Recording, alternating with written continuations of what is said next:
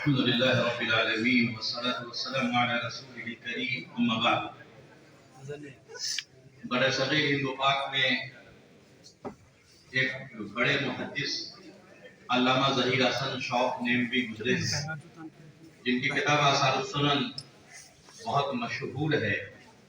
علامہ ظہیر حسن شوق نیموی عمر کے اعتبار سے حضرت علامہ انور شاہ کشمیری رحمۃ اللہ علیہ سے 14 سال پڑھے، اور جب حضرت کشمیری رحمۃ اللہ علیہ امینیہ تشریف لے گئے اس وقت تک ان کی کتاب آثار السنن مکمل ہو چکی.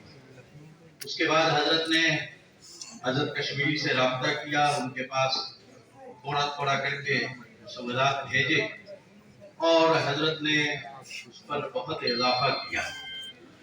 یہ اضافہ جو طباعت کے پہلے کا ہے وہ علمی دنیا میں ریکارڈ میں نہیں ہے اور کوئی ایسی چیز ملتی نہیں ہے، کیونکہ علامہ نیموی کا جو کتب خانہ تھا وہ ایک فساد کے موقع سے جلا دیا گیا، اس میں وہ تحریر رہی ہو. پھر اس کے بعد حضرت علامہ نیموی نے جب آثار السنن کو شائع کیا تو پھر حضرت کے پاس الحاف کی شکل میں جو ہمارے پاس چیز ہے، اور بینوری ٹاؤن نے الحمدللہ اس کو 1200 صفحات میں شائع کر دیا ہے. بڑا علمی کام کیا ہے، ہم سب کی طرف سے وہ شکریہ کے مستحق ہیں. تو وہ اس کتاب پہ ہے جو چھپ چکی تھی، اور اس کے پہلے جو انہوں نے بھیجا قطن قطن کا لفظ آتا ہے، کہیں آتا ہے کہ میں بھیجتا رہا، اور وہ سب اس کی کوئی دلیل اور کوئی شواہد ہمارے پاس ایسے موجود نہیں ہیں کہ ہم یہ کہہ سکیں کہ حضرت کی آثار السنن پر اور بھی کوئی چیز ہے جو نظروں میں آنے سے رہ گئی.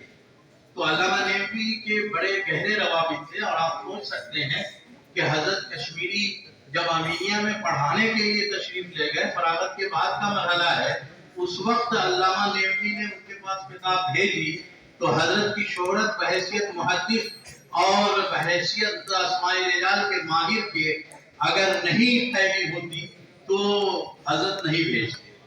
علامہ نیموی سے جو روابط تھے حضرت کشمیری کے، اس کا دوسرا بڑا مظہر ان کے 2 عربی قصیدے ہیں جو آثار السنن کے اخیر کے پہلے ایڈیشن میں چھاپے گئے تھے. بعد میں ایک ہی قصیدہ چھپتا رہا، ابھی مدت قرآن حمید نئی چھپ کر کے آئی ہے، اس میں وہ دونوں قصیدے لگا دیے گئے. یہ قصیدے الفاظ کے اعتبار سے، تابعات کے اعتبار سے علامہ نیموی کی خدمات کا ایسا اظہار ہے کہ جس کی نظیر دوسرے کسی قصیدے میں حضرت کشمیری کے یہاں نہیں ملی. اور بالکل یہ بات یاد رکھنی چاہیے کہ جس طرح آج تاریخ میں مبالغہ کا مزاج ہمارا بن گیا ہے، ویسا اس وقت بالکل نہیں تھا. اور حضرت کشمیری کی شان سے یہ بات بعید ہے کہ وہ کسی شخص کے سلسلے میں ایسے الفاظ استعمال کریں جو مبالغہ پر مبنی ہو. تو میں سمجھتا ہوں یہ دونوں علمی روابط کے اعتبار سے بہت مضبوط مظہر ہے. اللہ تعالیٰ ان لوگوں کو بہت بہت جو ہے اجر دے جنہوں نے اس کام کو مکمل کیا الحاف کی شکل میں.